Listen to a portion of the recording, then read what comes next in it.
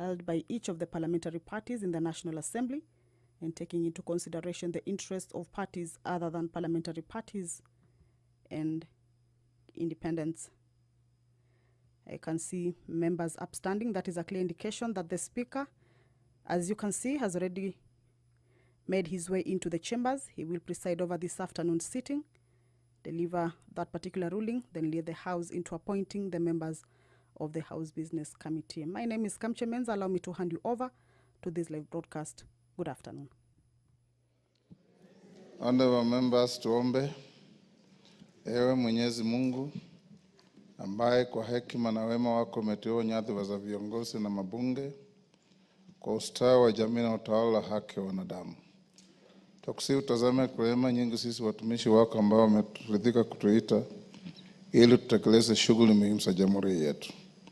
Tunakuomba uteremshie baraka zako sisi tuliokutanika hapa, na utujalie tuyatende na kufikiria mambo yote atakayofikishwa mbele yetu kwa njia ya haki na uaminifu, ili utukufu na sifa zako ziendelezwe, na ili kustawisha amani, ufanisi na heri ya nchi yetu na wale ambao haja zao umezikabidhi mikononi mwetu. Amen.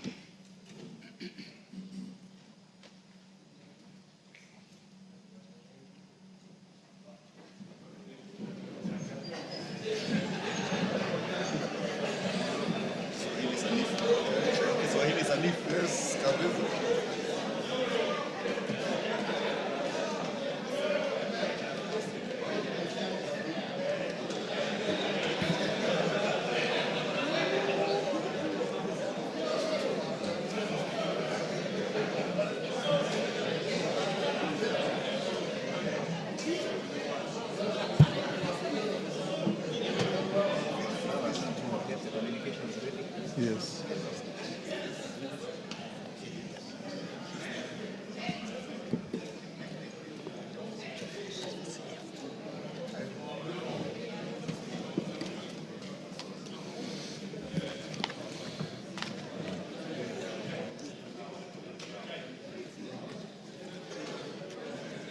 The other one is correct.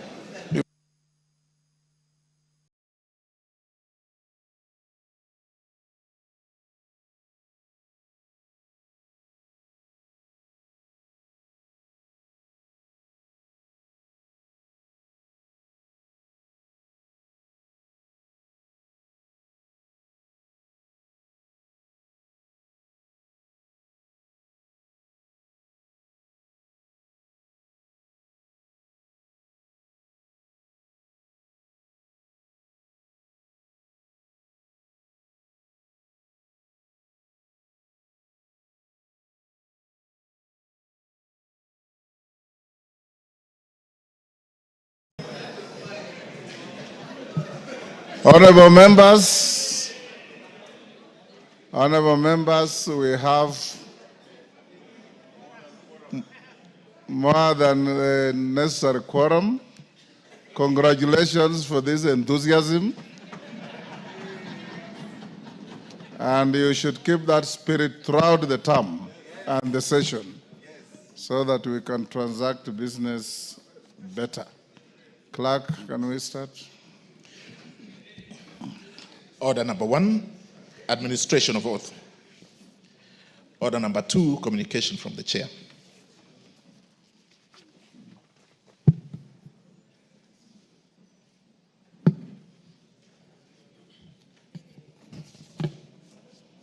Honorable members, this is not what we are expecting. It will come slightly later.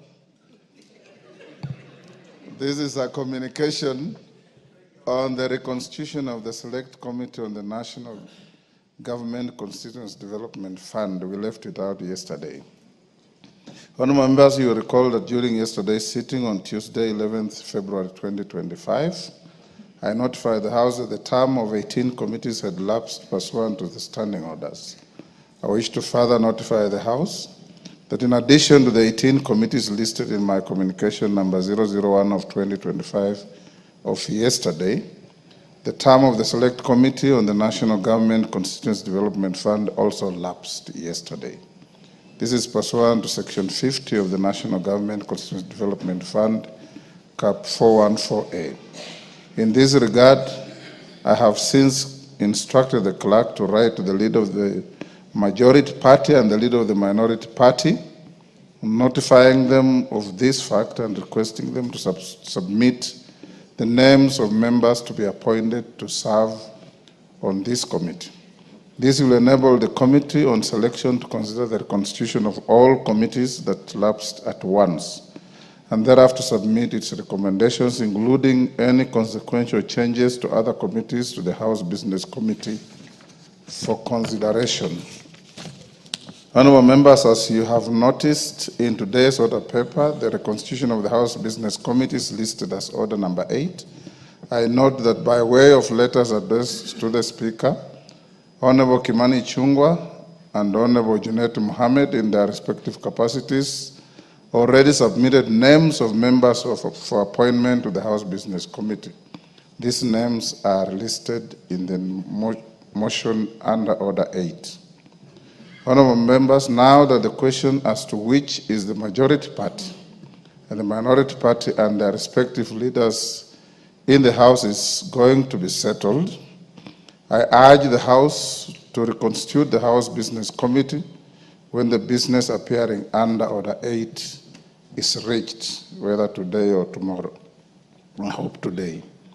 This will enable the committee to expeditiously embark on preparing and approving the calendar of the House for the fourth session and setting the agenda for the House, starting with the business for tomorrow, Thursday afternoon sitting. I also urge the leadership, once constituted, to expedite the constitution of the committees that lapse in order to facilitate timely consideration of priority business, particularly the business relating to the budget cycle for the financial year 2025-26. I wish to note that pursuant to Section 25 of the Public Finance Management Act, Cap 412A, the Budget Policy Statement, PBS, must be submitted on or before 15th of February 2025. Further, under Section 33(1) of the said Act, the debt management strategy of the national government over the medium term ought to be submitted to Parliament on or before the 15th of February 2025. Honourable members, today being the 12th of February 2025, I direct the clerk to urgently liaise with the National Treasury to ensure that the 2025 budget policy statement and debt management strategy are submitted to Parliament. The two documents ought to be tabled either in the course of today's sitting or during tomorrow's sitting, being the last available sitting day as per the prescribed timelines. Having said so, honourable members, strict statutory timelines apply to the consideration of the BPS by the Budget and Appropriation Committee and indeed the departmental committees. Therefore, the urgent formation of the Budget and Appropriations Committee and the Public Debt and Privatization Committee to consider the budget policy statement and debt management strategy cannot be overstated. The House is accordingly guided. Call out messages. Order number 3, messages. Members, take the nearest seats on whichever side you desire.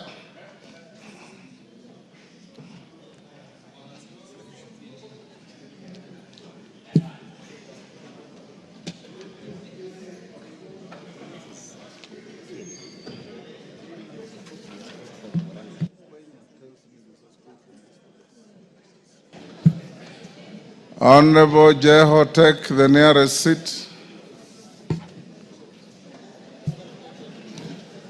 Honorable members, I have a message from the Senate. Order. Honorable members, pursuant to the provisions of Standing Order 45(5), I wish to report to the House that I have received 8 messages from the Senate regarding the passage of the following bills.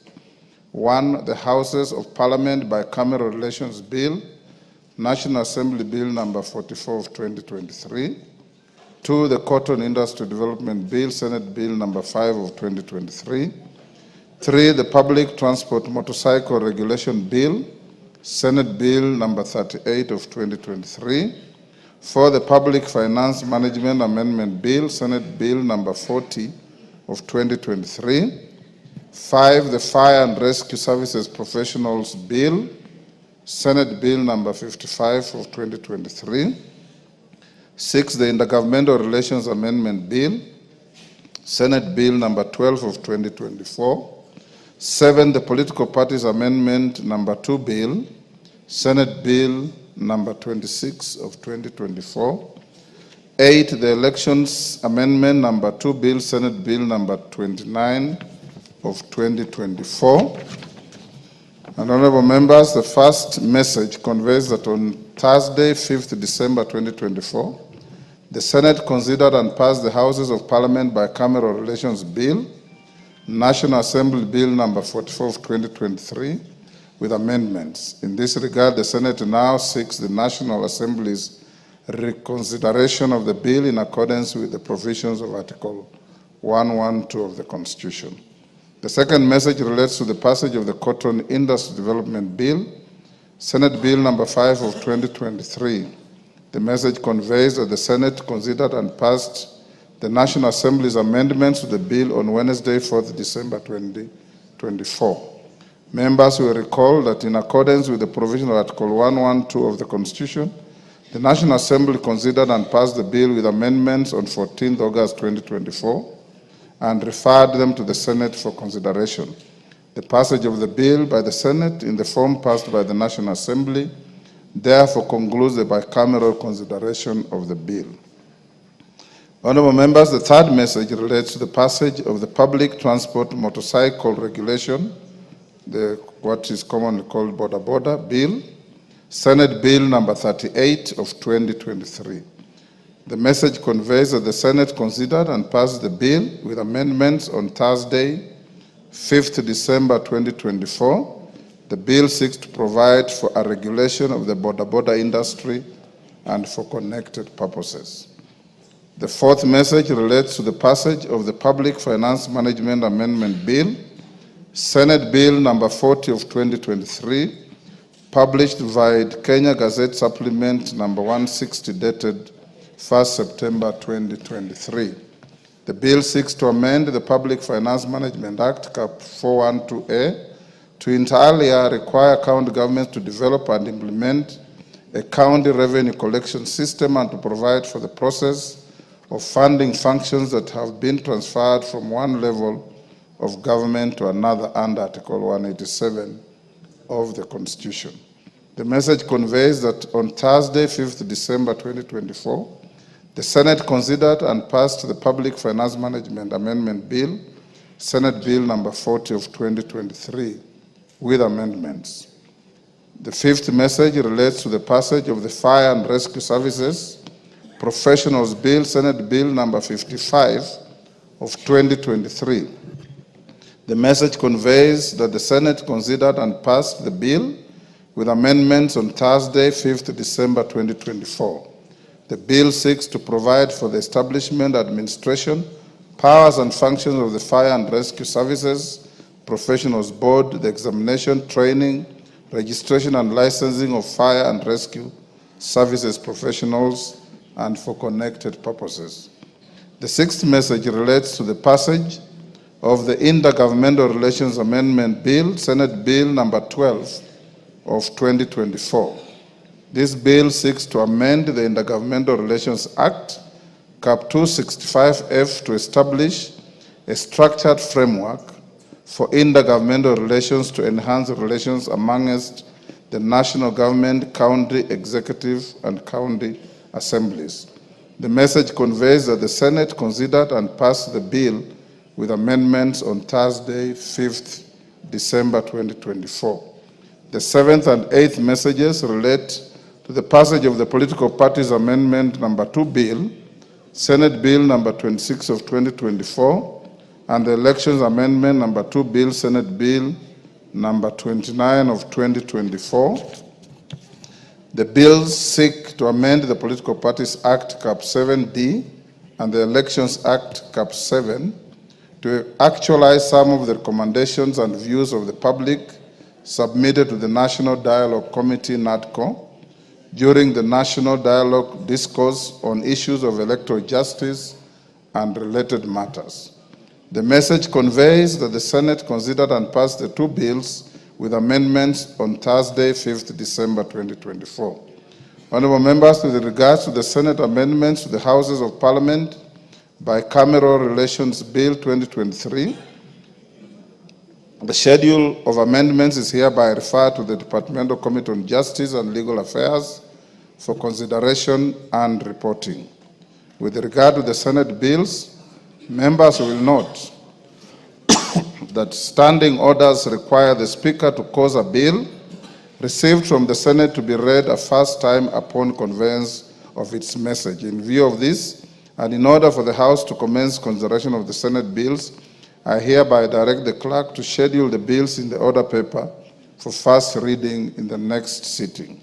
Thereafter, the bills stand committed to the following departmental committees: the Public Transport Motorcycle Regulation Bill to the Departmental Committee on Transport and Infrastructure, the Public Finance Management Amendment Bill, Senate Bill number 40 of 2023 to the Departmental Committee on Finance and National Planning, the Fire and Rescue Services Professionals Bill, Senate Bill number 55 of 2023 to the Departmental Committee on Regional Development, the Intergovernmental Relations Amendment Bill, Senate Bill number 12 of 2024 to the Departmental Committee on Administration and National Security, the Political Parties Amendment number 2 Bill, Senate Bill number 26 of 2024, and the Elections Amendment number 2 Bill, Senate Bill number 29 of 2024 to the Departmental Committee on Justice and Legal Affairs.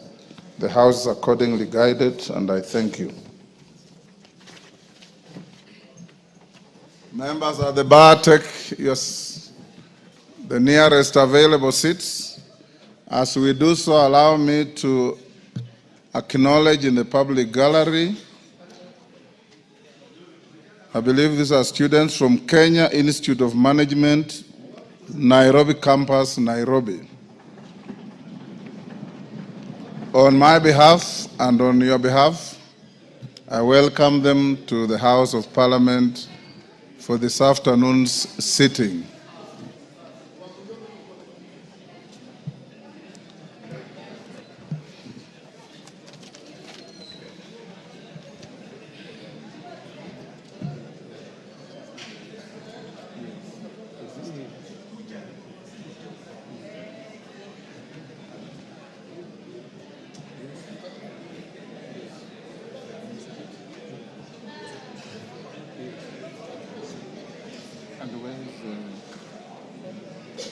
Where is the school for Kenya?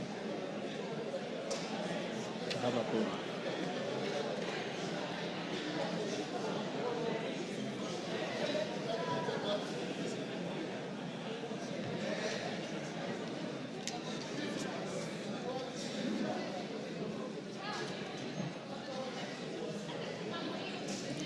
Is it there?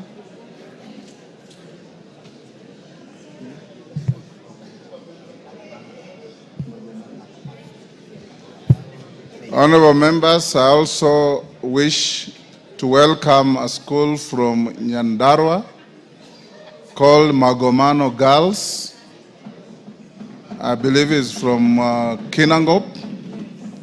On behalf of myself and the House, we welcome them to the House of Parliament. And Honorable Thuku Kwenya has asked me for a minute to welcome the school from his constituency, and strictly 1 minute, Kwenya.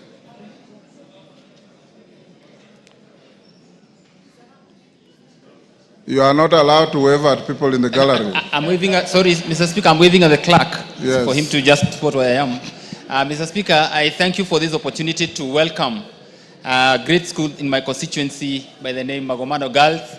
And I want to assure them that the Parliament is a beautiful place to be and to work. And given the opportunity, Mr. Speaker, now they have a dream of a place they would wish to work and even represent their constituents maybe later in life. They are most welcome, feel welcome. This is Parliament where we say that this is a place of record and decorum. Thank you, Mr. Speaker. record and decorum sometimes. Honorable members, order Dr. Nyikal take your seat. Otherwise, you'll stand for a little long.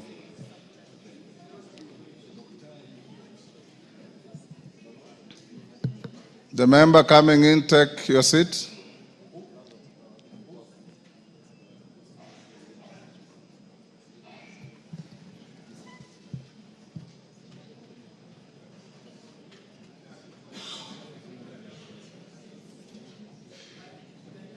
The next order. Order number 4, petitions. Order number 5, papers. Order number 6, notices of motion. Order number 7, questions and statements. Honorable members, before I go back to communication, I received a note from the Honorable Dr. Bukose, Chair of Finance, to the effect, Chair of Health, to the effect that he has traveled out of the country and he has designated Dr. Nyikal to lay on the table the statement on the SHA issue that we raised in Naivasha. Dr. Nyikal, are you ready with it? Chair, is it to lay or to deliver? And this is not chair, this is speaker. Sorry, so speaker, to lay or to deliver? To deliver if you are ready before I give my ruling. So then I give it to the table. The direction was that the statement is to be presented to the House. And members will not know the content until they look for it after a long while. Yet the issues were that it is of public interest. Everybody wants to know what you are saying. Do we do that before we get into the business of the House? It is part of the business of the House. If you have it... Chair, then I'm not in a position to move it now, Chair. If you are not, that's okay.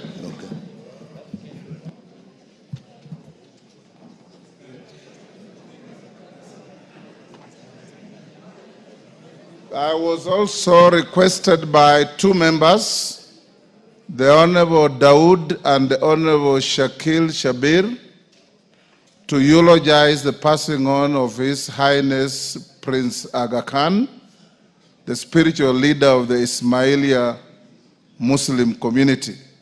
Between the two, I don't know who is going to go first. And do you have to do it both? Yes. Who is senior? I'll start with the senior. I'll start with Shakil Shabir. Then Dawood, be ready after Shakil. Thank you, Mr. Speaker, sir. I would like to present a tribute on behalf to the Aga Khan community, the Ismaili community, in respect of the passing away of Prince Karim Aga Khan, whose vision and visionary leadership and unwavering commitment has left an indelible mark on Kenya. He was a beacon of hope for millions around the country.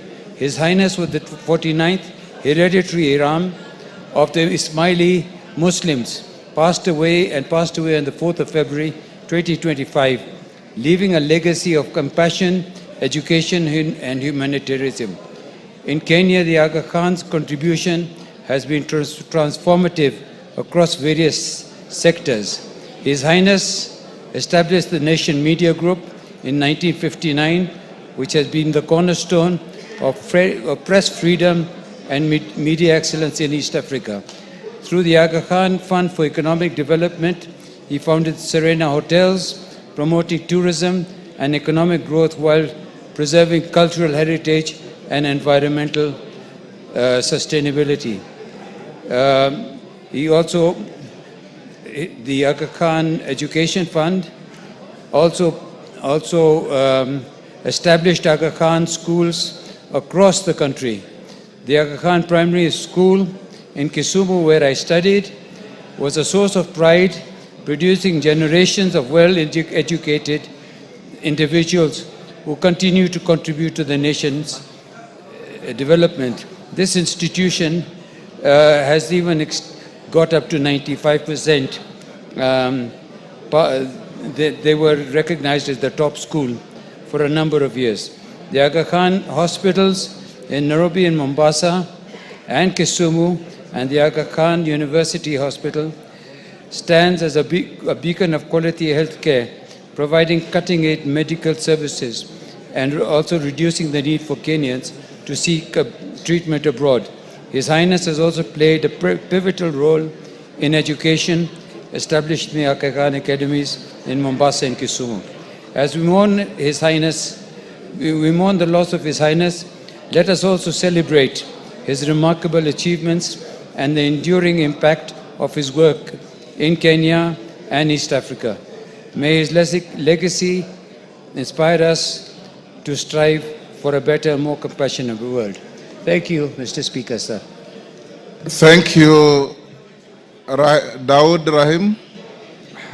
Thank you, Mr. Speaker. Mr. Speaker, I want to give a tribute to the late His Highness, the Prince Aga Khan Al Husseini Aga Khan V. Honorable Speaker, pursuant to Standing Order 43.1, I rise with a heavy heart to pay tribute to our towering figure, whose legacy of service, wisdom, and compassion has left an indelible mark on our world. The late His Highness Prince Karim Al Husseini Aga Khan IV, the founder and chairman of the Aga Khan Development Network Foundation. Honorable Speaker, the late Prince Karim Al Husseini Aga Khan IV was not only a spiritual leader, but also a visionary humanitarian and a champion of progress whose impact transcended borders, faiths, and generations. For over 6 decades, the Aga Khan dedicated his life to uplift communities, advancing education, strengthening healthcare, and fostering economic development. His leadership of the Ismaili Muslim community was marked not only by the spiritual guidance, but by the unwavering commitment to pluralism, unity, and the dignity of all peoples, regardless of background. Honorable Speaker, through the Aga Khan Development Network, he transformed lives in ways few have ever done. The late Prince Karim Al Husseini Aga Khan V understood that leadership is not measured by power, but rather by service. He stood as a bridge between civilizations, a voice of reason in times of division, and a steadfast believer in the power of knowledge. His advocacy for inclusivity and social cohesion remains an inspiration to leaders across the globe. His legacy continues through the institutions he built, the lives he changed, and the values he instilled in all who had the privilege to know him. Honorable Speaker, may I extend my deepest condolences to the family, friends, and community of the Aga Khan V as we honor the life of an extraordinary purpose. We give thanks for his boundless contributions and pledge to carry forward his vision of a more just, compassionate, and enlightened world. May His Highness the Aga Khan rest in peace. And Mr. Speaker, we want to congratulate His Highness Prince Rahim Al Husseini, the Aga Khan V, on his ascension yesterday to the Imamate. Thank you, Mr. Speaker. Honorable members, yes, Pasaris, is it on the same issue? Thank you, Mr. Speaker. I just thought in the interest of gender, we should also have a woman speak to the passing of the Aga Khan. Prince Karim Al Hussein Aga Khan, what I know is that he, as soon as he assumed office at the age of 20, 2 resolutions that he passed to amend the constitution. The first one was that if a family has children, girls and boys, and they have limited resources, the girl should be given the possibility of going to school. So he believed in gender empowerment. He believed that women and girls should be given equal opportunity, and if resources were less, then the girl should be promoted to go and study. He also started the Aga Khan housing projects because he believed that every family should own a home. So as we stand in solidarity with the Ismaili community and having been a beneficiary of the Aga Khan's projects, in the sense that I went to the Aga Khan Primary School and the Aga Khan Kensek Secondary School, I pay condolences to the entire Ismaili community, and we thank the foundations of the Aga Khan for all the work that they do, and we congratulate the new prince for assuming position. Thank you, Mr. Speaker. Thank you, honorable members. Order. Honorable members, in recognition of the outstanding work to humanity by the late Prince Aga Khan, each one of us here has in one way or another been touched by the work of the Aga Khan. Either you have gone to Aga Khan Hospital, or you have gone to Aga Khan schools, or you have gone to Serena hotels, or you read the Nation newspaper. In whichever way you have been touched, I want to request the House with great humility to stand for a minute's silence in honor of the Aga Khan.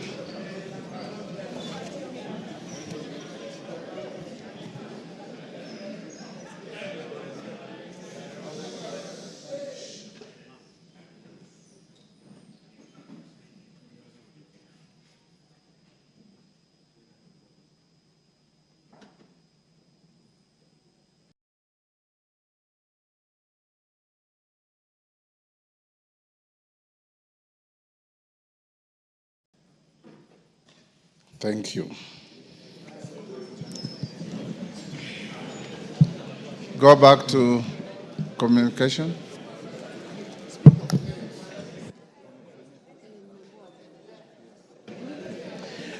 Order number 2, communication from the chair.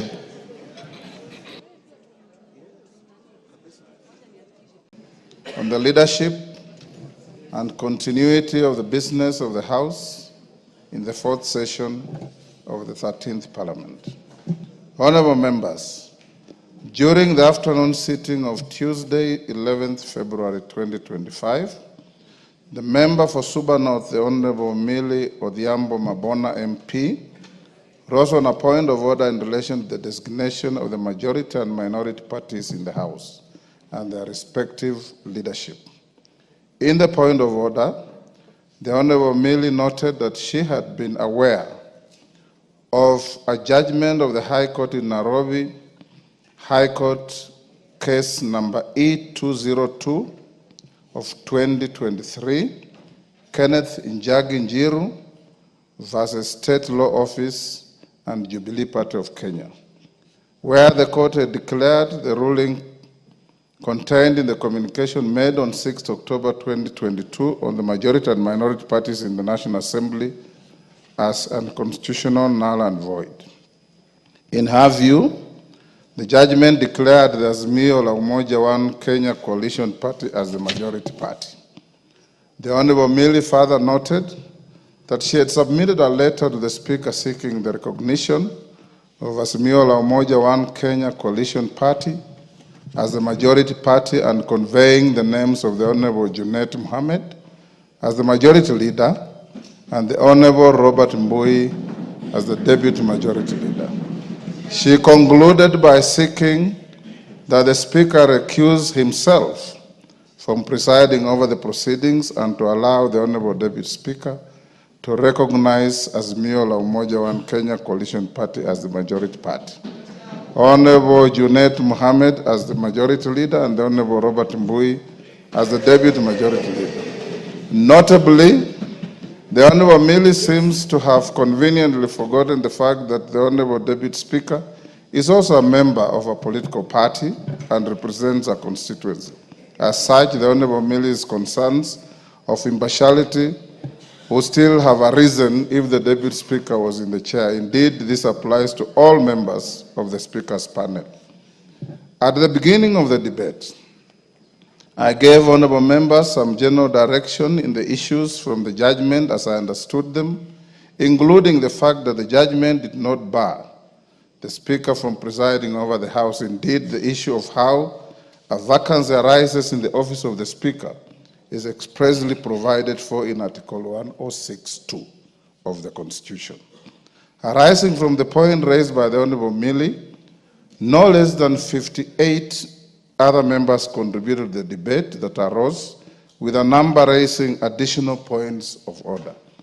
This included the Deputy Speaker, the Honorable Gladys Boss, Honorable Kimani Chungwa, the Honorable Junet Mohammed, the Honorable Adan Kainan, the Honorable Silvanos Osoro, the Honorable Sabina Chege, the Honorable Christopher Seka, the Honorable David Ocheng, the Honorable George Murgara, the Honorable Joseph McClap, the Honorable Omboko Milemba. Other members who contributed on the point of order were the Honorable Major Retired Bashir Abdullahi, Honorable Betty Maina, Honorable John Kiari, Honorable Timothy Kipchumba, Honorable Raphael Wanjala, Honorable John Chikati, Honorable Zahir Janda, Honorable Robert Mbui, Honorable George Murugara, I think that's repeated, Honorable Doris Donya, Honorable Wanami Wamboka, Honorable Tienda Molo, Honorable Karole Omondi, Honorable Mwengi Mutuse, Honorable Duncan Madenge, Honorable Didmas Baraza, Honorable Jane Kagiri, Honorable Emmanuel Wangwe, Honorable Peter Kaluma, Honorable Dr. Lillian Kogo, Honorable Gideon Kimayo. Additionally, Honorable Nabina Bwera,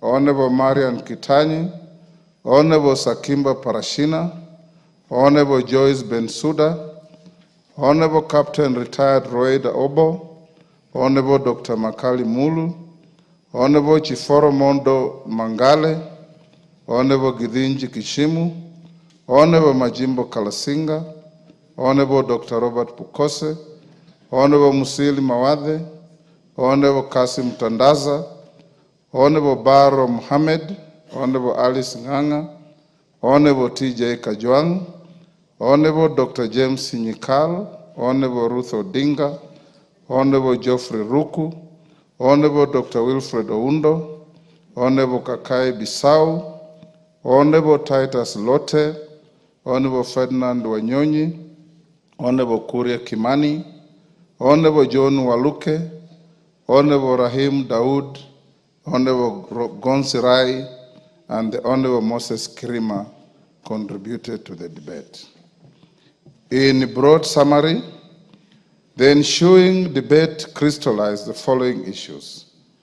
A, whether the court in its findings designated any party as the majority party or any party as the minority party in this House, and even the affirmative, whether this was an invitation to the whips to invoke the provisions of Standing Order 19A and 20 on the submission of freshly elected party leaders. B, what were the implications of the judgment to the continuity of the business of the House, noting that the court expressly declined to grant the prayers sought by the petitioners to declare Azimio la Umoja One Kenya Coalition Party as the majority party and Kenya Kwanza as the minority party. Whether the judgment rendered the constitution of the House Business Committee, which is the core business at the first sitting of the House in a new session, impossible. Whether the judgment rendered the transaction of business of the House impractical, and if in the affirmative, whether any intervention ought to be made so as to facilitate the National Assembly to continue discharging its constitutional responsibilities.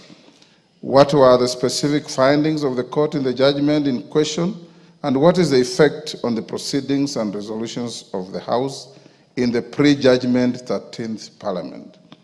Whether the judgment affects other facets of the House that are determined by the relative majorities and coalition agreements, such as the deputy party leaders, whips, chairs, chairing and membership of all House committees, membership of the Parliamentary Service Commission, nominations to the IEBC selection panel, and the Commission on Revenue Allocation. Whether the Speaker is a member of the House and how this relates to his political rights and party affiliation, and how the role of the Speaker in the House relates to the principle of impartiality. Whether certain aspects of the judgment violated the doctrine of separation of powers by constituting judicial encroachment into, 1, the internal affairs of the legislature contrary to the spirit of Article 124 of the Constitution that empowers each House to regulate its own procedure, and any attempt by the courts to prescribe a procedure for the Houses may stifle the ability of the House to discharge its constitutional mandate. The powers, privileges, and immunities accorded to the House and its membership by Article 117 of the Constitution, if matters done by Parliament officially in the furtherance of its constitutional mandate, will attract personal liability. Members at the bar, take the nearest seats.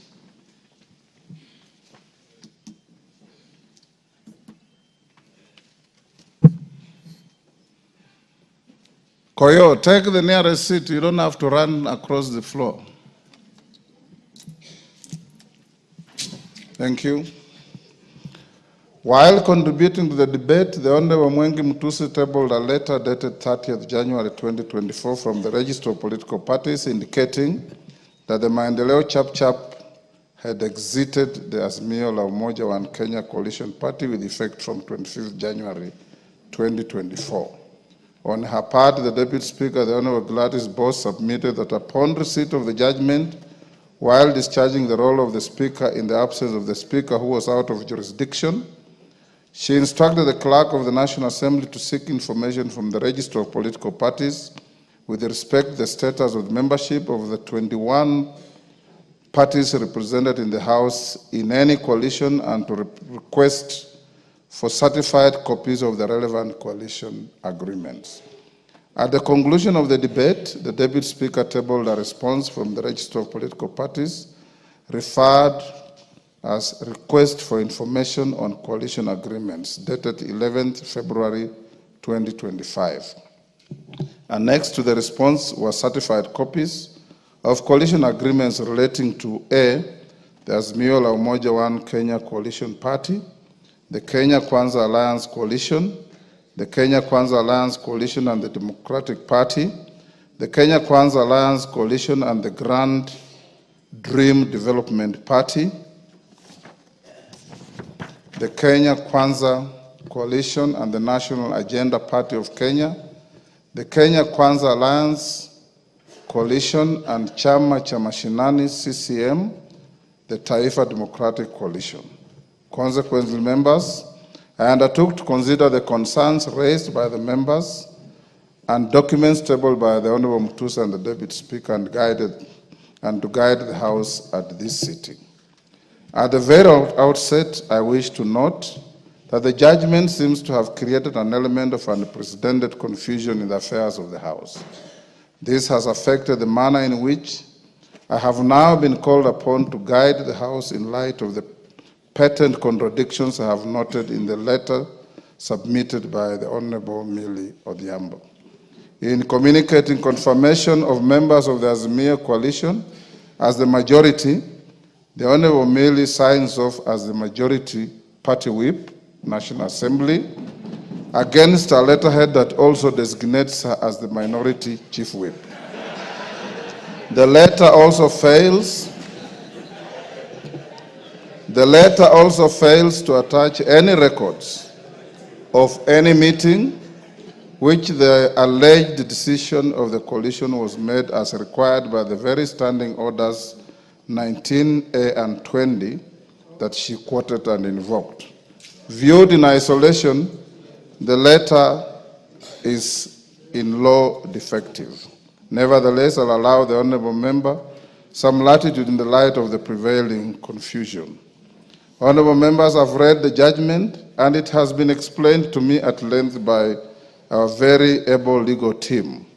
I find it quite unfortunate that misleading assertions have been made with respect to the findings of the court. Honorable Wanjala, keep your cool. The majority of the reporting has failed to note that the matter before the court related to a mixed bag of prayers sought by petitioners touching on the pending disputes in the Jubilee Party, the Finance Bill 2023, requests for a section of Kenyans not to pay taxes, and deeming of certain members to have resigned from their political parties, among others. A reading of the judgment reveals glaring factual and legal contradictions. I instructed that an appeal be lodged against the judgment forthwith.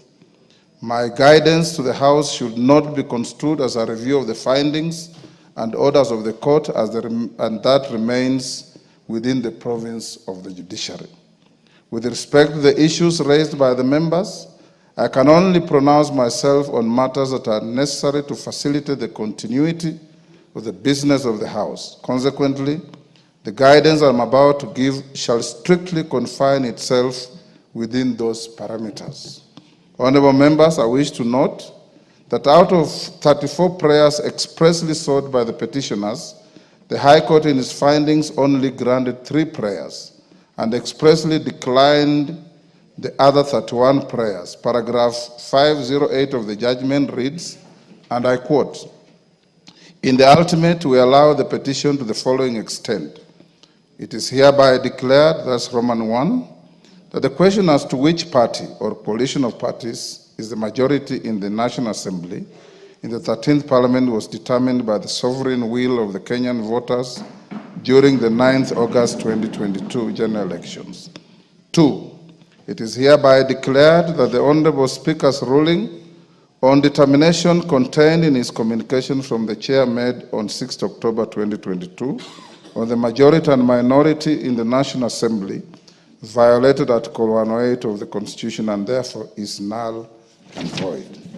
3, it is hereby declared, I'm quoting from the judgment, it is hereby declared that the Honorable Speaker's ruling or determination from the Chair on 6th October 2022 with respect to leadership of the National Assembly on account of his determination of the majority party and minority party in the National Assembly is contrary to and violated Article 108 of the Constitution, and to that extent it's null and void. 3, an order of certiorari is hereby issued quashing the Honorable Speaker's ruling or determination contained in his communication from the Chair made on 6 October 2022 on the majority and minority in the National Assembly. Subject to the foregoing orders, the court went on, the rest of the prayers in the petition are declined.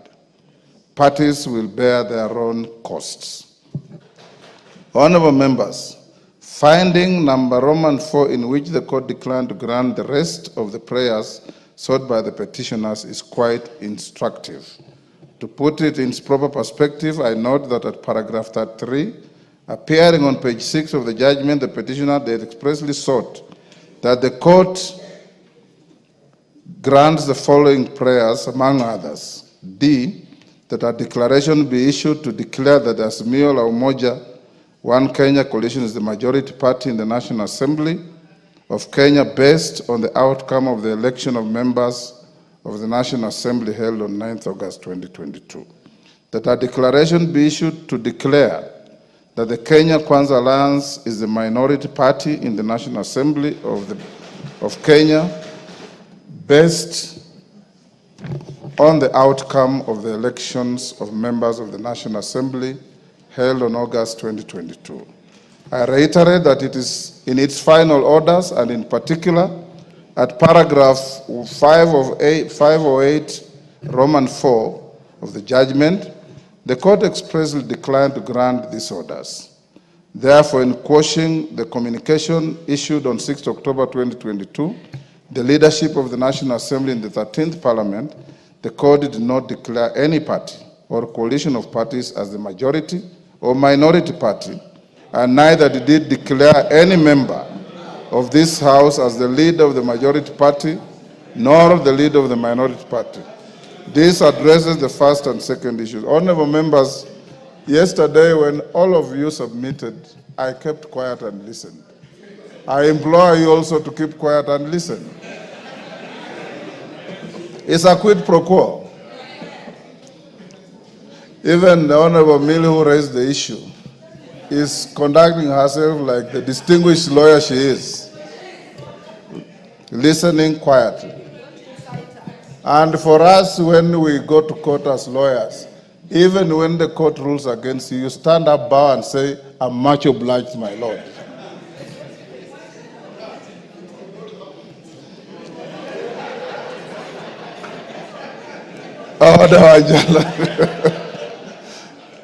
Moving on, honorable members, in its first finding, the High Court cryptically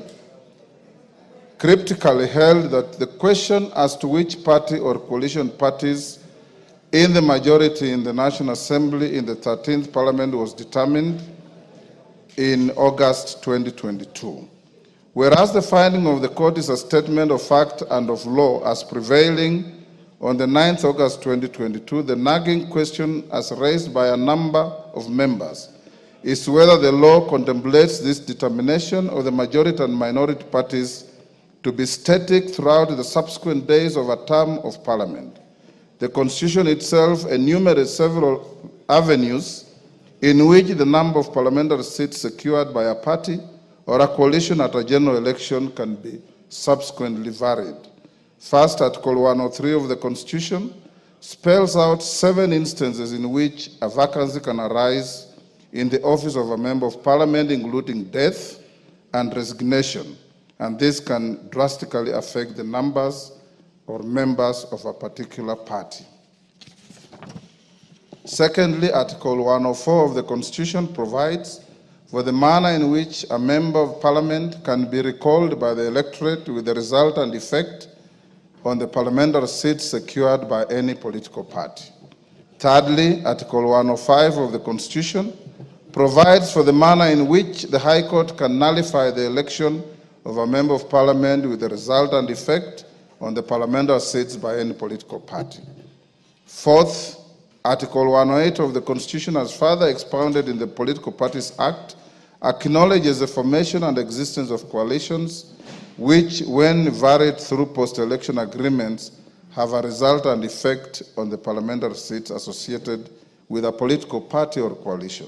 For instance, apart from the dynamic complexities that we have witnessed around the composition of coalitions since the last general election, honorable members are also aware of the current existence of 3 vacancies in the office of members of Parliament with respect to Banisa constituency, Magarin constituency, and Ugunja constituency.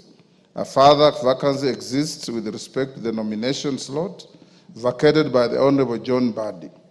How is the House meant to treat a change in its relative majorities arising from the current existing 4 vacancies? Honorable members, to my mind, all the cited scenarios create avenues for the exercise of the sovereign will of the people to determine the majority and minority in the House.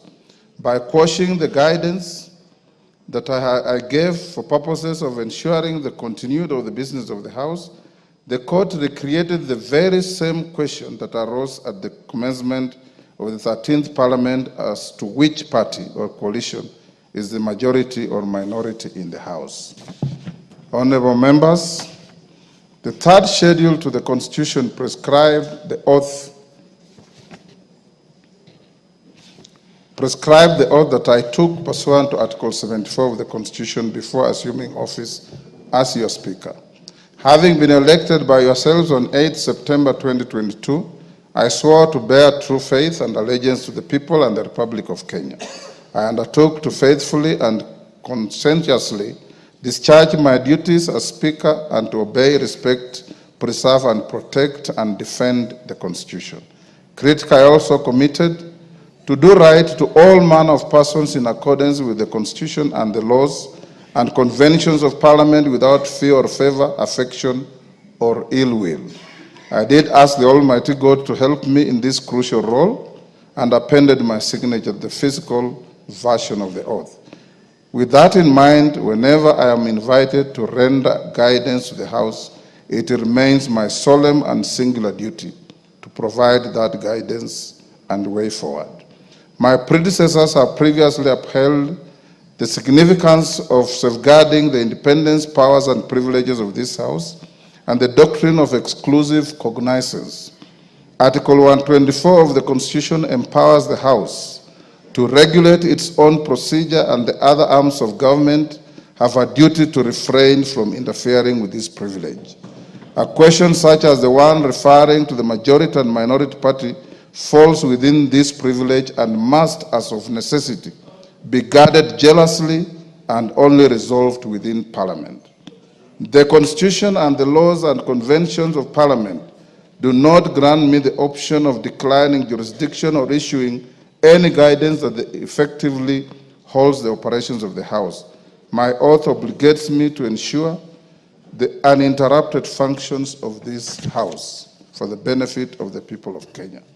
In its finding number 3, the court held that the communication was null and void.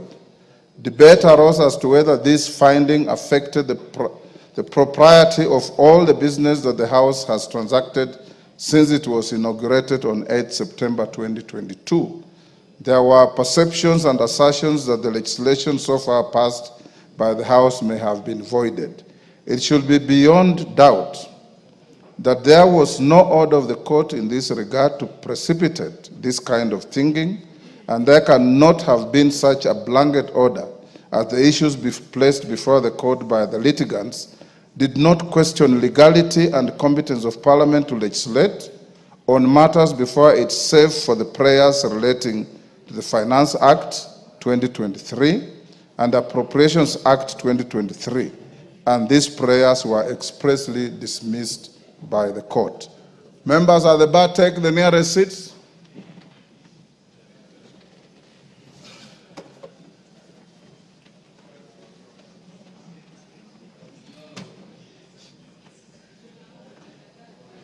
The nearest seats, Shinali.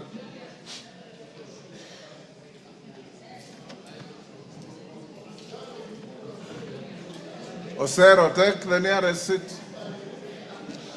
Thank you. It should be beyond doubt that there was no order of the court in this regard. Sorry, I've read that.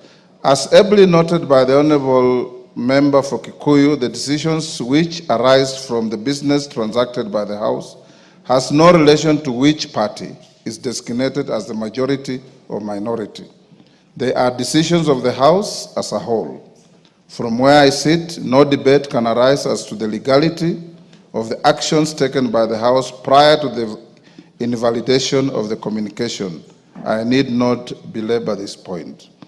To the critical matter at hand, Article 108 of the Constitution establishes the offices of party leaders in Parliament and outlines the order of precedence to be observed in the National Assembly as follows. There shall be a leader of the majority party and a leader of the minority party. The leader of the majority party shall be the person who is the leader in the National Assembly of the largest party or coalition of parties. The leader of the minority party shall be the person who is the leader in the National Assembly of the second largest party or coalition of parties. The following order of precedence shall be observed in the National Assembly: the Speaker of the National Assembly, the leader of the majority party, and the leader of the minority party. In determining which party or coalition of parties is the majority party and minority party, primary reference has to be made to the results of the last general election. As noted in previous guidance on the designation of the leadership of the House, the exercise must be informed by reference to formal records of membership of the political parties represented in the House and their affiliations, if any, with each other through pre- and post-election coalition agreements. It will be noted that the Independent Electoral and Boundaries Commission, IEBC, via Gazette Notice number 99509951 of 2022, both dated 23rd August 2022, Gazette Notice number 10535 of 2022, dated 5th September 2022, Gazette Notice number 10537 of 2022, dated 7th September 2022, and Gazette Notice number 10710 of 2022, dated 9th September 2022, declared all the persons duly elected and nominated as members of this House and their respective parties at the general election. With respect to the affiliation between the parties currently represented in the National Assembly, Standing Order 2B requires the Clerk of the National Assembly to obtain a certified copy of any coalition agreement entered into between two or more political parties. As guided in previous rulings by the speakers of this House, Standing Order 2B was intended to allow the House to determine its relative majorities and resolve, among others, any disputes between constitutive parties of coalitions to the membership of the Parliamentary Service Commission, nominations to the Commission on Revenue Allocation, and positions in the East African Legislative Assembly. Honorable members, indeed, as noted by members in their contributions to the debate herein, the continuity of the business of the House and consideration of the orders of the court under finding Roman 1 of the judgment would be significantly embedded without access to the most current information on any coalitions formed or dissolved by the parties represented in the House today, and any variation in the membership of those coalitions and parties. This information must be juxtaposed against the current membership of the House. Indeed, several members, including Honorable Millie Odhiambo, Honorable Junet Mohammed, Honorable Peter Kaluma, Honorable Mboko Milemba, Honorable David Ocheng, Honorable Sabina Chege, Honorable Mwengi Mutuse, Honorable Major Retired Bashir, and others referred to what they call changed circumstances in the composition of the respective coalitions and parties within the House. Allow me to take you, honorable members, down memory lane, just but for illustration. During the 7th Parliament, where yours truly was a member, there arose a leadership dispute between Ford Asili and Ford Kenya as to which party was the official opposition. Each party had 31 seats, leading to a dramatic and humorous incident where the late Honorable Martin Shikuku, you may recall that the leader of Ford Asili was the Honorable late Kenneth Matiba, who was not having good health at the time. So Martin Shikuku, as the Secretary General of the party, was the de facto leader of the party in the House. They were leading dramatic and humorous incidents where the late Honorable Martin Shikuku and the late Honorable Mzee Jaramogi Oginga Odinga alternatively claimed the seat reserved for the leader of opposition in the House on a first-come, first-occupied basis. The dispute was finally resolved following the defection of Honorable Njuguna Njoroge from Ford Asili, the then member for Makuyu, who defected to KANU. Thereafter, Ford Kenya became the de facto official opposition party, with the Honorable Jaramogi Oginga Odinga as the leader of the official opposition, subsequently followed by the Honorable Wamalwa Kijana after the demise of Mzee Odinga. The dispute, it would therefore be beyond absurdity for your Speaker to blindly designate the leadership of the House without reference to formal communication of the membership of various coalitions and the relative majorities of the House as at today.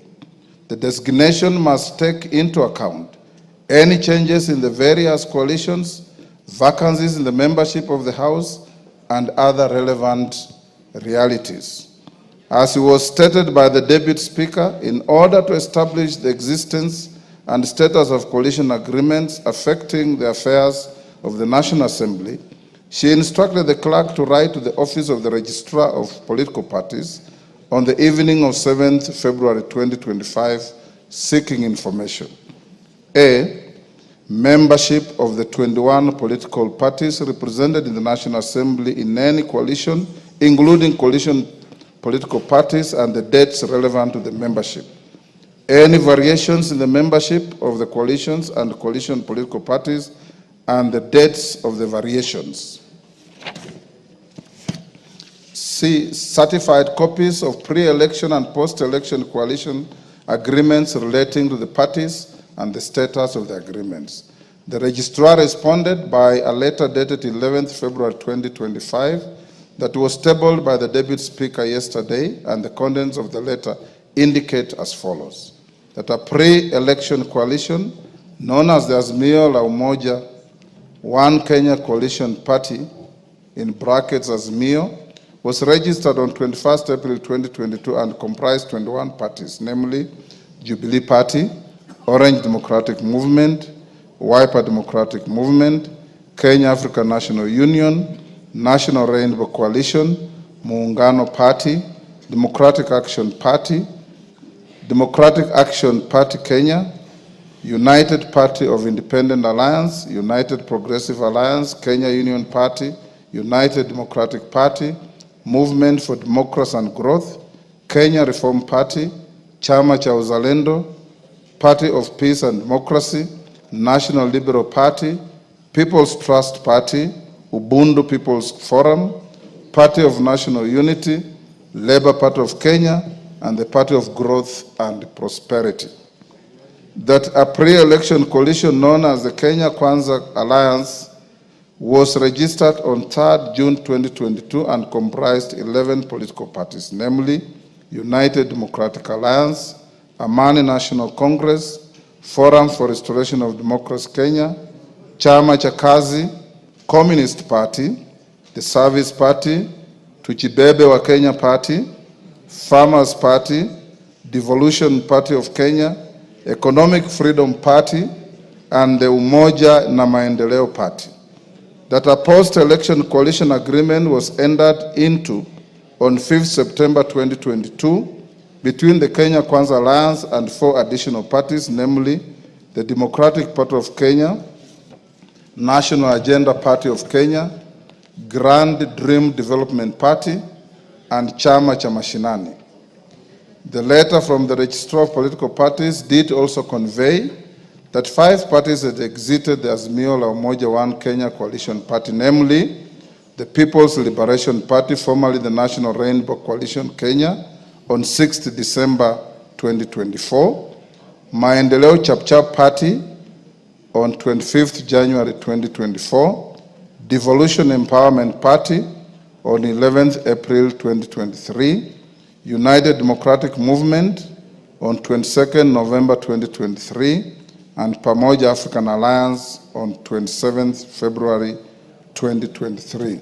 Suffice to mention, members, that the People's Liberation Party, formerly National Rainbow Coalition, does not have representation in this House. That the Amani National Congress was in the process of dissolving the party to collaborate with the United Democratic Alliance. That the Movement for Democratic and Growth, MDG, had initiated a process of exiting the Azimio la Umoja One Kenya coalition, but was yet to finalize its exit from the coalition political party.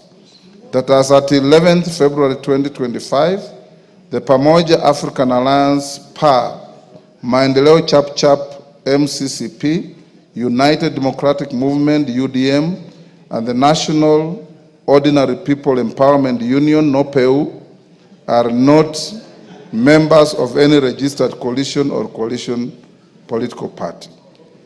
Honorable members, I put emphasis on the information provided by the Registrar of Political Parties that the said 4 political parties are not members of any registered coalition or coalition of political party. It is notable that even if it was to be assumed that the 4 vacancies were to be filled in favor of the parties under which the former members were elected or nominated and their number added to the computation of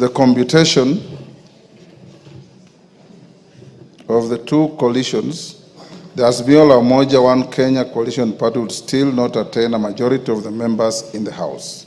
Honorable members, my reference to the Gazette notices relating to the election of members at the last general election and the current vacancies with respect to Banisa, Magarini, Ugunja, and the resignation of the Honorable John Badi, the current composition of the National Assembly by individual political parties in alphabetical order is as follows: Amani National Congress, 8. Chama cha Mashinani, 1. Democratic Alliance Party of Kenya, 5. Democratic Party DP, 1. Fort Kenya, 6. Grand Dream Development Party, 1. Jubilee Party, 28. Kenya African National Union, 6. Kenya Union Party, 3. Maendeleo Chap-Chap, 2. Movement for Democracy and Growth, MDG, 1. National Alliance Party of Kenya, 1. National Ordinary People Empowerment Union, NOPEU, 1. Orange Democratic Movement, ODM, 83. Pamoja African Alliance, PA, 3. Service Party, TSP, 2. The United Democratic Alliance, UDA, 145. United Democratic Movement, UDM, 7. United Party of Independent Alliance, UPIA, 2. United Progressive Alliance, UPA, 1.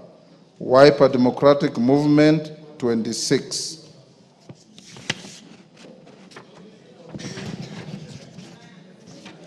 A simple calculation of the cited numbers with reference to the communication and coalition agreements received from the register of political parties indicates the cumulative number of the members of the constituent parties of the Azimio la Umoja One Kenya Coalition Party and the Kenya Kwanza Alliance as follows. Azimio la Umoja One Kenya Coalition Party consists of 154 members, computed by adding the membership of the Orange Democratic Movement, Jubilee Party, Wiper Democratic Movement, Kenya African National Union, the Democratic Alliance Party of Kenya, the Kenya Union Party, the United Party of Independent Alliance, and the Movement for Democratic Growth. The Kenya Kwanza Alliance consists of 165 members, computed by adding the membership of the United Democratic Alliance, the Amani National Congress, Ford Kenya, the Service Party, the National Agenda Party of Kenya, the Grand Dream Development Party, the Democratic Party, and the Chama cha Mashinani. Honorable members, it is notable that the numbers relating to the Azimio la Umoja One Kenya Coalition Party are tinged by a slight element of doubt with respect to membership of the Movement for Democratic and Growth, MDG. You will recall the expressed sentiments made by the sole member and party leader of the MDG yesterday in the House, dissociating both himself and the party from the Azimio la Umoja One Kenya Coalition Party. However, I decline to engage in this controversy. Arising from the foregoing, the Kenya Kwanza Coalition is the majority party, and the Azimio la Umoja One Kenya Coalition Party is the minority party in the House. I have not received order. I still have a little more to go. I have not received any further communication from the Kenya Kwanza Coalition replacing the member for Kikuyu, the member for Kilifi, the member for South Mugirango, and the member for Marsabit County as their preferred leadership in the House. Similarly, I have not received any communication from the Azimio la Umoja One Kenya Coalition Party replacing the member for Suna East, the member for Kadiani, the member for Suba North, and the member for Embakasi West as their preferred leadership in the House. Consequently, the leadership of the House remains unchanged. Permit me at this stage, honorable members, to address the fate of 14 members who, as per the letter from the Register of Political Parties, belong to parties other than parliamentary parties that are not affiliated with the two identified coalitions in the House. I wish to reiterate that the 14 members and all independent members shall be treated equally in nomination to the committees of the House and access to any other attendant entitlements. The Speaker shall, under Standing Order 174-2B, decline to approve any list of members nominated to serve in committees that does not take into account interests of all members, including the 14. Honorable members, under Standing Order 172, the Committee on Selection is responsible for nominating members to serve in all committees, including the remaining 17 sessional committees that I listed yesterday in the communication on resumption of sittings for the 4th session and the lapse and reintroduction of business. I urge the committee to prioritize the constitution of the Budget and Appropriations Committee in light of the communication that I gave you earlier on the budget policy statement. In summary, therefore, honorable members, I guide as follows. The Kenya Kwanza Coalition is the majority party in the House. Azimio la Umoja One Kenya Coalition Party is the minority party in the House. To the extent that I have not received any communication of the Azimio la Umoja One Kenya Coalition Party or the Kenya Kwanza Coalition replacing their leadership in the House, the leadership existing as at the end of the last session remains the leadership of this House. I thank you.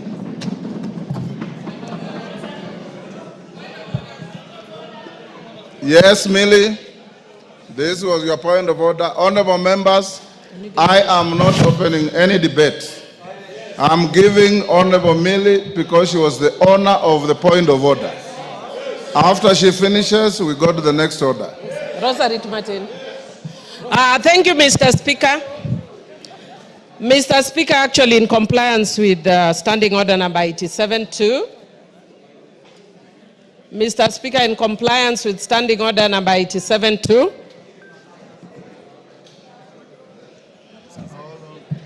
somebody was calling me. Yes, I just wanted to indicate that in compliance with Standing Order number 87-2, I am actually not going to raise any issues regarding... May I have my standing orders? Go on now. Thank you. Yes, go on. Yeah, thank you, Mr. Speaker. Mr. Speaker, I just wanted to say that in compliance with Standing Order number 87-2, I will not raise any issues regarding the communication that you have just given. I'm a very law-abiding citizen and cognizant of our standing orders. And further, Mr. Speaker, I also just wish to indicate that as Azimio, and much more so, those of us who are very keen on ensuring that Baba clinches the AU position, we want to be sure that we follow the rule of law and that we support a broad government which is not based. And we are encouraging the government to be both broad and based. It is broad but not based. For those who have not learned literature, understand what I'm saying. This government is broad, but it is not based. So don't call us to be in a broad-based government. It has to be broad-based government. And Mr. Speaker, I also just want to say that as Azimio, we follow. No, I'm not going to congratulate you. Mr. Speaker, this one is talking towards me, but I ignore him. Ignore him, you are senior. He should listen to me. I'm ignoring him. Osoro. As Azimio. Honorable Osoro. But Mr. Speaker. Millie Odhiambo is your learned senior. Yes. Listen to her. But Mr. Speaker, don't even worry, I can handle him. I'm capable in all manner to handle him. Mr. Speaker, as adherents, as Azimio, we are adherents to the rule of law. And Mr. Speaker, as those who adhere to the rule of law, I want to indicate just that the way you say as lawyers, yeah, that we speak as lawyers. Yes. I want to indicate that as Azimio, we very respectfully disagree. I will not go to the substance. But we very respectfully disagree with your communication. And Mr. Speaker, I want to say, again, a philosophy in my local community that says, "Ngamatek konyono kwesimeru." When a strong man steps on your mother's pipe, you tell your mother to remove her pipe. That philosophy acted when my mother, in the generation of my mother. In my generation, if angamatek onyono kwesimeru, you point at the eyes. You point at the eyes of Ngamatek, respectfully. So, Mr. Speaker, I want to say that today, you are Ngamatek. Ngamatek is the strong man. You are stepping on my mother's toe. But I will respectfully tell you, Mr. Speaker, that I don't agree with you as a strong man. that you are stepping on my mother's toe. And as Azimio, we are going to take further action until you stop stepping on my mother's pipe. And I respectfully, Mr. Speaker, note your communication. Thank you, Honorable Millie Odhiambo. Order. I'm not opening any debate. Honorable Millie Odhiambo, that is how the law works. It is not necessarily popular. It's not necessarily likable. It is just the law. Shakespeare said it's an ass. It is the law. So when you obey the law, sometimes you may step on somebody. Sometimes you may not. But the law remains the law, and in the law we trust, in our constitution we trust. Finally, I want to join all of you in wishing our patriarch, our leader, Raila Amolo Odinga, success in the election as the chair of the African Union Commission, where the first vote to be cast will be that of President William Samoei Ruto of Kenya. I have also, Honorable Millie Odhiambo, directed the majority leader and his counterpart after this ruling that in constituting committees, they should go beyond broad and base. Order. I will not open any debate. Next order.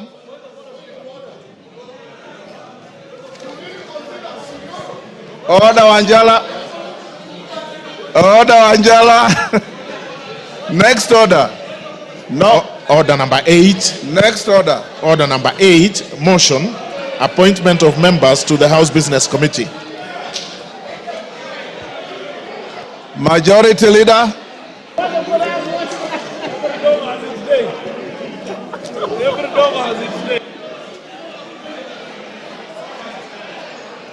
Majority Leader.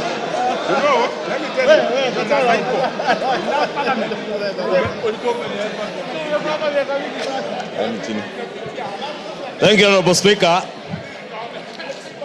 Honorable Speaker, I beg to move that pursuant to the provisions of Standing Order 17-1, Order, members, those who are recessing, recess quietly.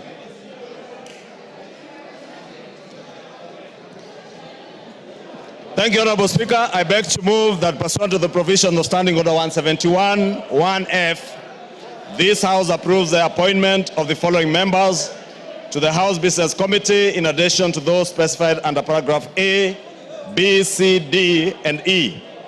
1, the Honorable Omboko Milemba, CBS MP. 2, the Honorable Robert Mbui, CBS MP. 3, the Honorable Faith Wairimo Gitao, MP. 4, the Honorable Samuel K. Chepkonga, CBS MP. 5, the Honorable Adan Welie Keinan, CBS MP. 6, the Honorable Tom Joseph Francis Kajuang, MP. 7, the Honorable Sarah Paulata Korere, MP. 8, the Honorable Joshua.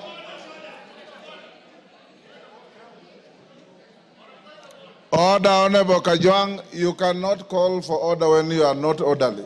What are you doing where you are? Order. We have moved to the next order and proceed. 7, the Honorable Sarah Paulata Korere. Pardon? MP. Why is he? Order. I did not give a chance to anybody except the mover of the notice of motion. Go on. Yes. Ichungwa, go on. 8, the Honorable Joshua Mbidi Mwalio, MP. 9, the Honorable Umul Kher Kasim Sheikh, MP. Honorable Speaker, as members may know, this is a very critical committee. And Honorable Speaker, the other members of the committee sit in that committee by virtue of their offices.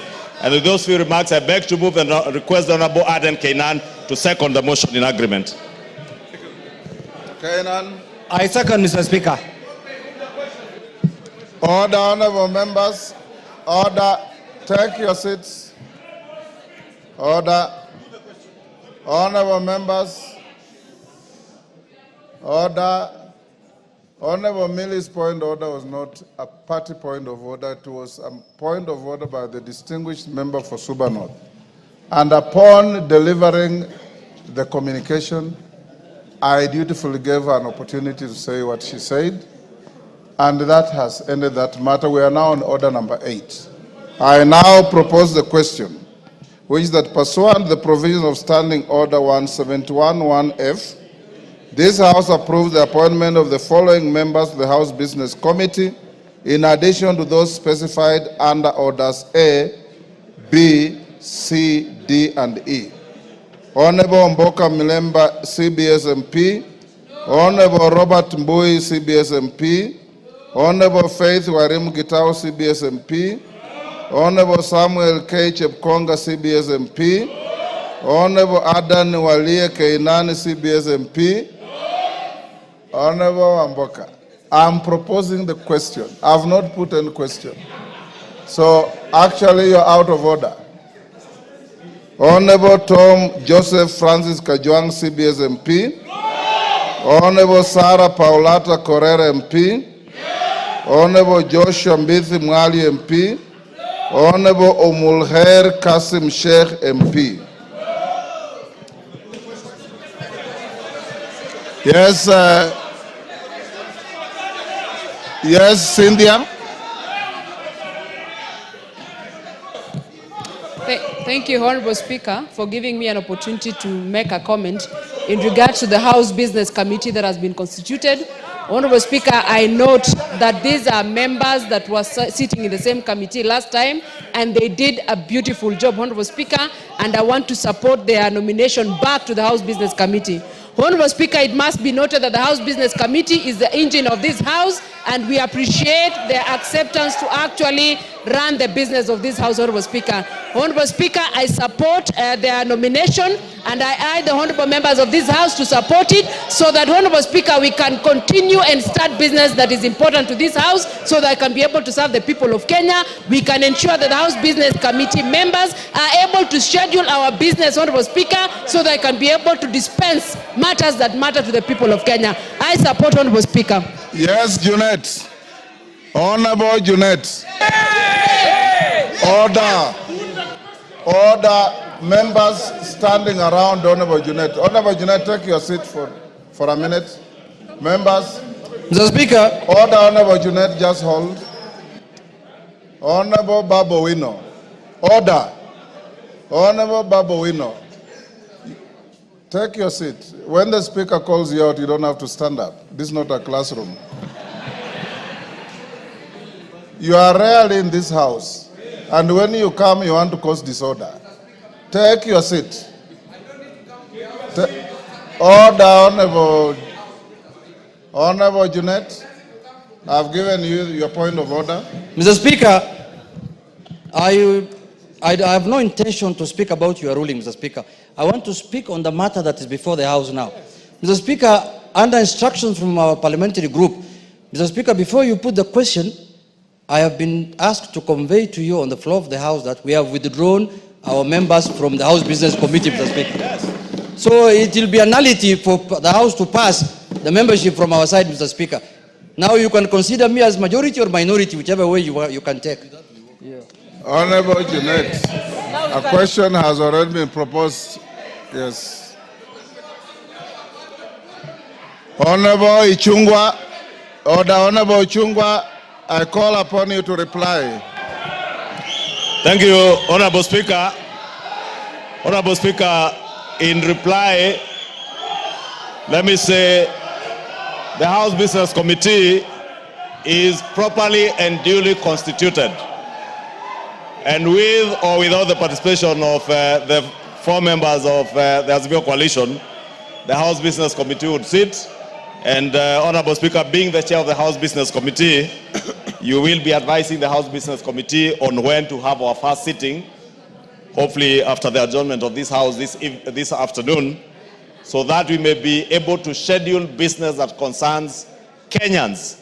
Because, Honorable Speaker, what we have engaged in from yesterday does not concern the people of Kenya who have sent us to represent us in this House.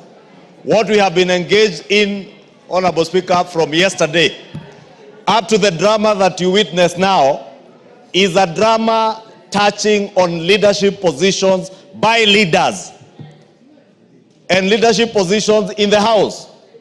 But what is more important to all of us, Honorable Speaker, is the leadership positions that have been given to us by the people of our constituencies as their representatives in the House. And that is what we should put ahead of every other consideration. Honorable Speaker, I said it yesterday. The perks of the leader of majority are similar to the perks of the leader of minority. These seats are nothing personal to anybody. Honorable Speaker, even the chairs of committees, Honorable Speaker, the small sitting allowance they get as chairs of committees do not even commensurate with the amount of work that chairs and vice chairs of committees have to put in and the amount of sacrifice that they make, Honorable Speaker. And therefore, I would really want to implore on all our members, including my brothers and sisters from the Azimio coalition, to put the people that they represent ahead of their own interests as leaders and conduct the business of the House in addressing the pertinent issues that are concerning the people of Kenya today, Honorable Speaker. As you indicated, Honorable Speaker, we have business to have all the 18 committees whose term have come to an end reconstituted, Honorable Speaker, some of which have a huge implication on the lives of our people. You have seen students in both our primary and secondary schools are waiting for school capitation. The cabinet yesterday did approve the supplementary appropriations bill, and this is the money that Kenyans are waiting for. Money to go to our children, not just for bursaries, but even for school capitation, to enable government to also hire the additional 20,000 teachers that are going to help in our schools, Honorable Speaker. And those are the things, Honorable Speaker, that I say should be concerning us now.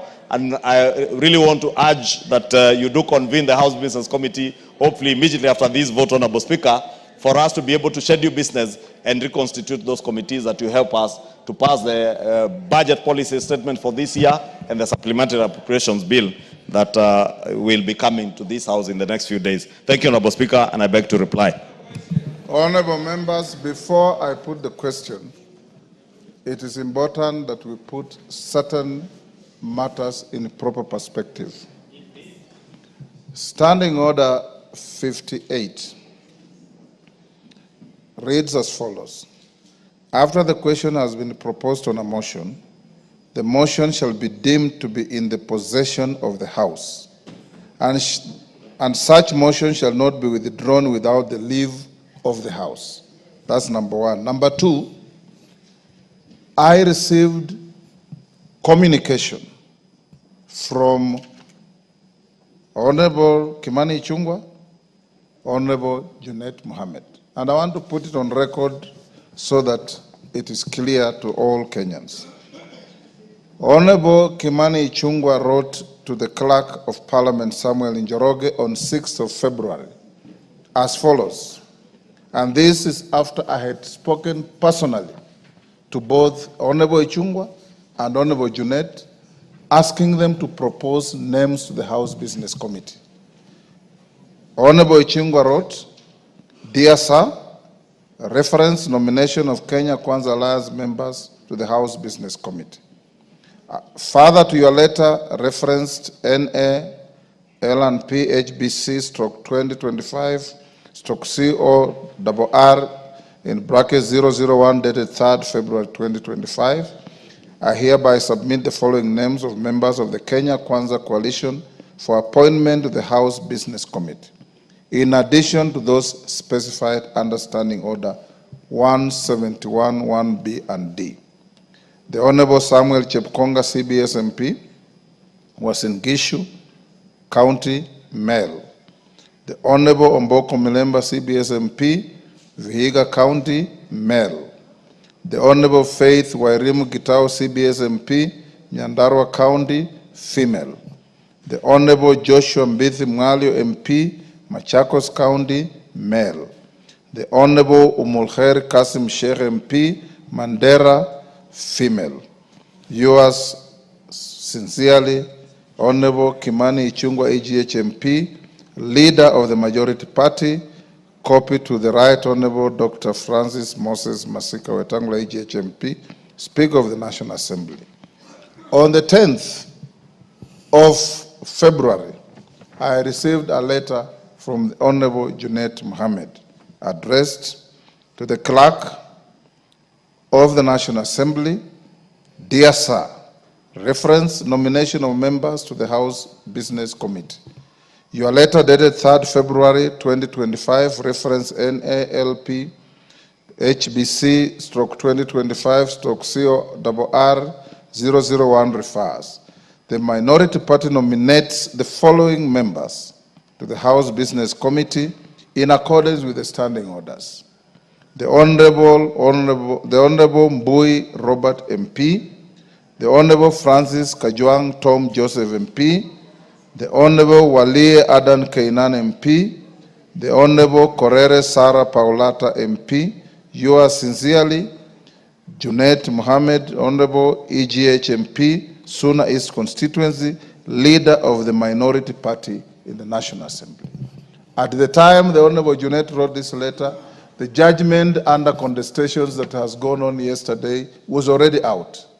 And he knew and designated himself, rightly so, as the minority leader. I call out today for the motion to be moved.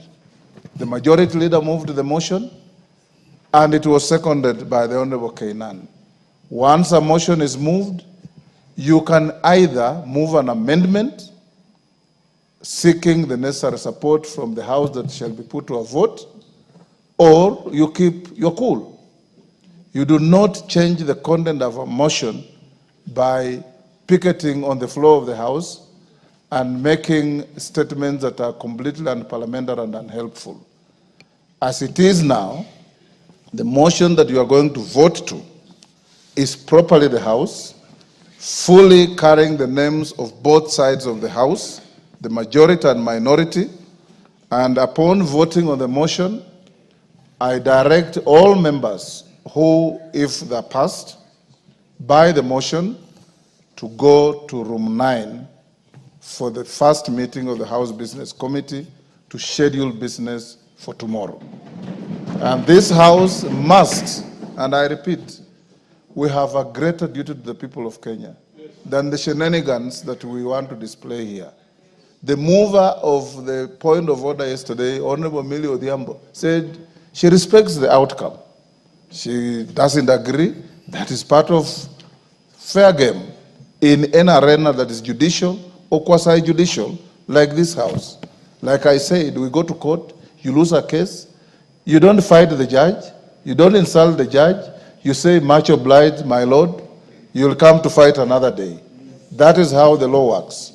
I now put the question, honorable members, that pursuant to the provision of Standing Order 171(1), and I repeat, no member listed on this motion has been withdrawn, because the withdrawal of any member on a motion like this can only be through an amendment to the motion. I now put the question, which is that pursuant to the provision of Standing Order 171(1)(f), this House approves the appointment of the following members to the House Business Committee in addition to those specified under paragraphs A, B, C, D, and E. Honorable Mboko Milemba, CBS MP, Honorable Robert Mbui, CBS MP, Honorable Faith Wairimu Gitau, CBS MP, Honorable Samuel K. Chepkonga, CBS MP, Honorable Adan Walie Kainan, CBS MP, Honorable Tom Joseph Francis Kajwang, CBS MP, Honorable Sarah Paulata Korere MP, Honorable Joshua Mbithi Mwalio MP, Honorable Omulkhair Kasim Sheikh MP. As members of that opinion say aye. Aye. Will those of the contrary opinion say nay? The ayes have it. Honorable members, you may be upstanding, there being no further business in the House. The House stands adjourned until tomorrow, Thursday, the 13th February 2025 at 2:30 p.m. And before the Speaker's procession, members who have been approved to the House Business Committee move to room 9 immediately for the House Business Committee.